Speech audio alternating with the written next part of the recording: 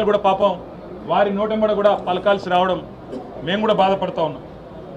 కాంగ్రెస్ సర్కారు యొక్క ఘోర వైఫల్యం వల్ల ఈరోజు రాష్ట్రంలో రైతాంగం ఆందోళనలో ఉంది. ఎక్కడికక్కడ పంటలు ఎండిపోతున్నాయి. రైతులు ఇప్పటికే 480 పైచిలకు మంది రైతులు ఆత్మహత్య చేసుకున్నారు.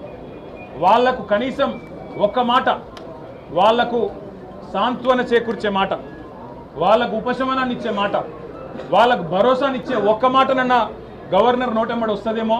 పంటలు ఎండిపోకుండా కాపాడుతాం, నీళ్ళు ఇస్తాం, బుద్ధి తెచ్చుకున్నాం, ఇకనైనా బుద్ధితో మెదులుతామని చెప్పి ఒక్క మాటన్నా చెప్తారేమో అనుకున్నాం. ఒక్క మాట కూడా వారి నోటెంబడ రాలేదు. అసలు ఈరోజు వరకు రాష్ట్రంలోని ఏ గ్రామంలో కూడా 25 నుంచి 30% మించి రుణమాఫీ జరగలేదు. ఇది నిర్వివాదం. ఇది మేము శాసనసభలో పోయిన సమావేశాల్లోనే అడిగినాం.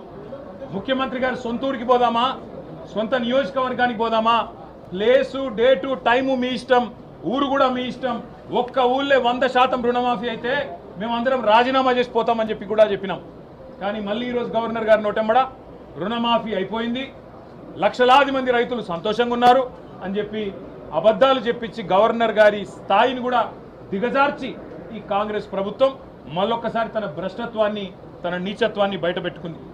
పెట్టుబడి సాయం అందని రైతులు రుణమాఫీ కాక, పెట్టుబడి సాయం జరగక, కేసీఆర్ గారి టైంలో ఉండే రైతు బంధును కూడా కనీసం అమలు చేసే పరిస్థితి లేక ఆగమాగమైపోతుంటే ఇవాళ రైతు బంధు మొత్తం అందింది. అది మాత్రమే కాకుండా రైతు కూలీలకు కూడా సాయం చేస్తున్నామని చెప్పి గవర్నర్ గారి నోటెంబడ ఇవాళ అబద్ధాలు చెప్పించడం అంటే గవర్నర్ గారికి కూడా అవమానం. ఇది వారు కూడా గుర్తించాలని చెప్పి కూడా మేము కోరుతా ఉన్నాం. సాగునీటి సంక్షోభం రోజు రోజుకు తీవ్రమవుతా ఉంది. కేవలం కేసీఆర్ గారి మీద గుడ్డి ద్వేషంతో, మా పార్టీ మీద గుడ్డి కోపంతో అక్కడ మేడిగడ్డను రిపేర్ చేయకుండా 15 నెలలు ఎండబెట్టడం వల్ల ఇవాళ మొత్తం గోదావరి పరివాహక ప్రాంతంలో ఎండిపోతున్న ప్రతి ఎకరా పంటకు బాధ్యత తీసుకోవాల్సింది రేవంత్ రెడ్డి అనే ఈ ముఖ్యమంత్రి. రేవంత్ రెడ్డి అనే చేతగాని ముఖ్యమంత్రి వల్ల ఈరోజు రాష్ట్రంలో లక్షలాది ఎకరాల్లో పంటలు ఎండిపోతుంటే, ఆ పంట ఎండిపోయి అవస్థలు పడుతున్న రైతులు, తమ పొలాన్ని నిప్పు పెట్టుకుంటున్న రైతులు, తమ పొలంలో ఇలా గొర్రెలను మేకలను మేపుతున్న రైతులు వాళ్ళు ఎదురు చూసిండ్రు గవర్నర్ గారి ప్రసంగం నుంచి.